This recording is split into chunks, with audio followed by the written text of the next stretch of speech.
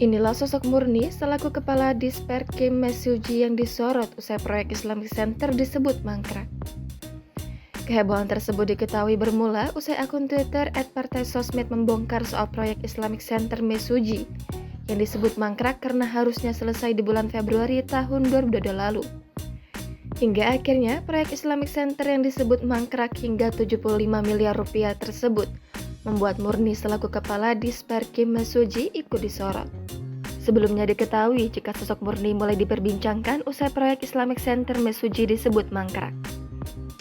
Hal tersebut lantaran proyek Islamic Center di Mesuji yang direncanakan sebagai bangunan terbesar di Lampung tak kunjung selesai. Padahal Islamic Center Mesuji harusnya selesai di bulan Februari tahun 2022 silam. Namun proyek tersebut justru mangkrak dan tak kunjung selesai hingga saat ini. Tak hanya itu saja, proyek Islamic Center Mesuji ini juga disebut menelan anggaran hingga 75 miliar rupiah. Sehingga hal tersebut membuat banyak pihak menduga jika dana itu dipakai oleh pejabat.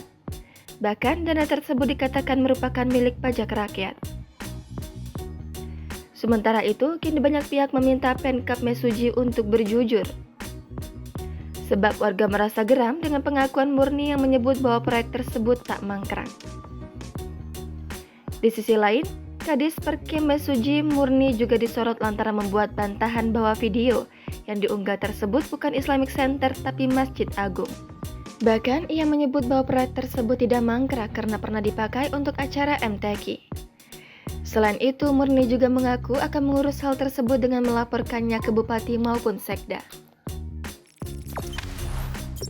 Jangan lupa subscribe, share, komen, dan like ya!